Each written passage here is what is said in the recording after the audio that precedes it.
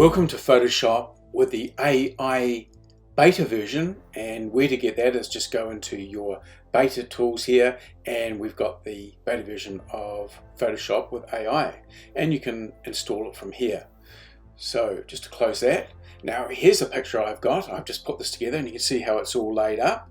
So we've got all different aspects of it here, which I can just turn on, and you see that it's actually working with the background as well as adding content in there. And I thought I'd really push it with some geometric shapes and organic shapes and some crazy storyline to just see what's happening, to test it out. Down here we've got different objects we can click on and get a feel for it, and then each one of these you can just change from here as well, and some of them get pretty crazy. Okay, so let's just go and just see how that was put together. So what I'm going to do is just quickly take you through extending a background, and maybe the first thing I'll do right up here is I'm just going to go all the way back to my initial selection. So I'll just bring that in. As you can see, totally different file here, and actually some graphic with Adobe Dimensions. I'm just going to trash all of these just for the time being. Just want to start off with this background just so we can have some fun with it. So down here, all I need to do is select an object here, and I can actually just add something into it. So I'm going to go right at the top, just like what I tried before, and I'm going to drag a selection. And I want this to be reasonably big, and I'm just going to click on my text box here, and I'm going to just put something like large rat on the roof, and then I'm just going to click generate. So you can be more descriptive, really just having some fun with it and just trying out and really pushing it by going a little bit ridiculous at the same time, and we'll just see how that goes. So it's just going through and generating it obviously now, and that's quite a lot of work to do really, and we'll see what it can actually come up with. This is a large file, by the way. If you see down the bottom, when I say large file, it's 2000 pixels wide, so you know, at the scale we're putting things in, it's pretty big and great. And as you'll see, just on the right hand side, we've got our options. That might be better, or that one's better as well. Really interesting. I really like the colors of those ones, but we've got a lot of choices, and we can actually say good result and whatever. It's still in the beta version, but anyway, so I've got this version at the moment. I might stay with that one. Can always color it up later, but I quite like that. Now the next thing I'm going to do is I think I'll just put a cat in there to make it nice and simple.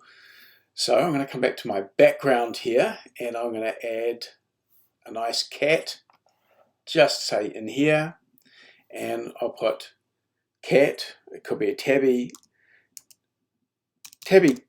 cat looking at mouse, and we'll see what that does there. So I'll just go through and generate that, and here it goes, generating the next part. So really quite crazy here, and I'm obviously playing with scale and all sorts of things.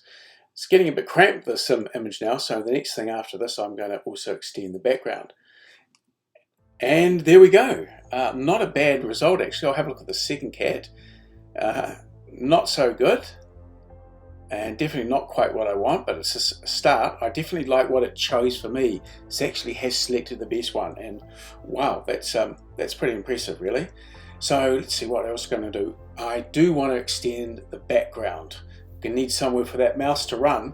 Now what I want to do is I'm going over here to basically just the cropping tools, and I'm just going to extend out the background just a little bit like so.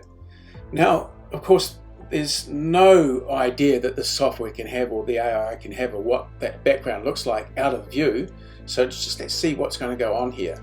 So I'm just going to click on accept that background, and I'll come back and just get a selection here, and I'm just going to drag that selection and just take it through to line it up, and I'm just going to go generate, and I'm just going to, without putting anything in at the stage, I'm just going to go generate, and it's going to go through, and let's see what it's going to do with putting the background together. So look at our layers up here, so with our masking and cropping, so it's giving us a lot of tools to actually start building this, and wow, a really good start. I think particularly if you're doing some concept art, to have a lot of fun with putting objects and things together.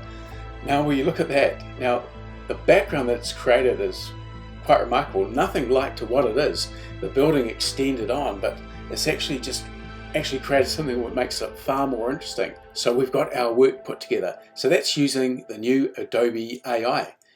Thanks for watching.